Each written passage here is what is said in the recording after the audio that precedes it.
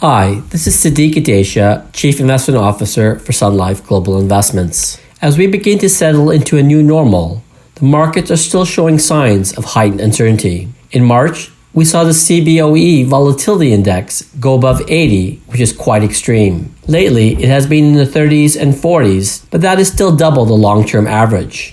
As we move into the next phases of the pandemic, we continue to manage risk while looking for opportunities for the longer term.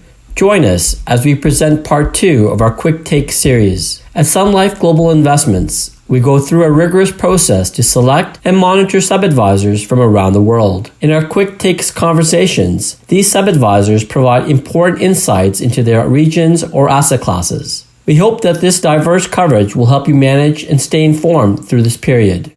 Hello. Thank you for joining us today as we speak with Senior Portfolio Manager David Hogarty from KBI Global Investors to discuss the Sun Life Global Dividend Private Pool. David, how has the asset class been impacted by the events in Q1 2020? Yeah, as a dividend-based manager, we tend to be more focused on the fundamentals of companies and the long-term delivery of dividend growth than we are on the short-term price movements. So really, we've been relatively pleased since the period started that the delivery of dividends has been better than most people would have expected. While there have been lots of high-profile dividend cuts over the period, there's also been a significant amount of dividend growth. For example, dividend reductions generally around the globe are running at about 10%. Elimination of dividends completely at about 5%. But dividend growth is evidence from about 12% of companies around the globe. So while the focus has tended to be on the cuts and the negativity, there is more resilience in the dividend market, perhaps, than people realise. Maybe one industry group to give an example of that would be energy, where you've had a lot of the very high-profile dividend cuts. But still about 15% of companies in the energy industry group have managed to actually grow their dividends since the start of the crisis. Are there any sectors or regions that are more attractive given the sell-off in Q1? Yeah, great question. I guess as an active manager, you're always trying to focus on where the surprises are going to be, because it's that surprise that generates the alpha. And maybe the two biggest surprises so far have been Europe and Japan. Europe has experienced the highest amount of dividend cuts, and it's where dividends are under the most pressure. However, there's also a strong cohort of companies that have actually been able to maintain their dividends, and there's about a 12% growth rate still coming out of the European market. So the differential between winners and losers is probably most pointed in Europe. There are still stocks there that have strong balance sheets, are not overexposed to debt. They have a good level of reserves and good access to credit lines.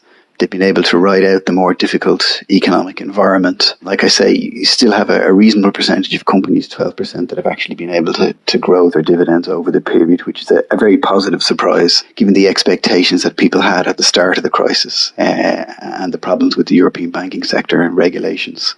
Second surprise is Japan, where we've had a relatively low level of dividend cuts, but still very strong dividend growth rate, over 20%. And companies there have really sailed through the crisis compared to their Western world counterparts. So in terms of, portfolio companies that we think can do well relative to the market, Europe and Japan have been the two that have delivered the biggest surprises. Have there been any changes made to the fund? Our overall positioning has remained the same. So we're still committed to the same style biases that we always are. Big commitment to dividend yield and dividend growth.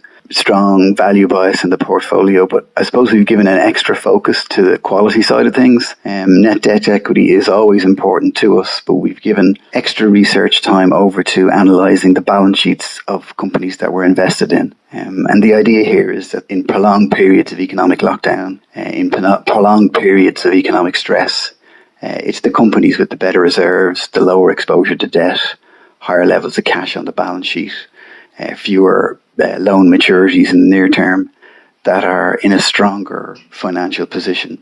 And that leads you to kind of two types of expected behaviour. One is if the economic environment is better than we expect, the companies with the better balance sheets can return to dividend growth earlier, generate a stronger dividend pattern earlier coming out of the crisis. On the other hand, if the economic circumstances are worse than we expect, The companies with the stronger balance sheets have better probability of being resilient and maintaining their franchises. And while that's a bit of a rockier road in the medium term, it means in the more stressed industries that, they're the guys that can ride out the difficult period and get supernormal profits when things normalize, fewer competitors on the other side, and they take advantage of the fiscal policy that's available. So our focus really in the portfolio has been balance sheets and ensuring economic durability.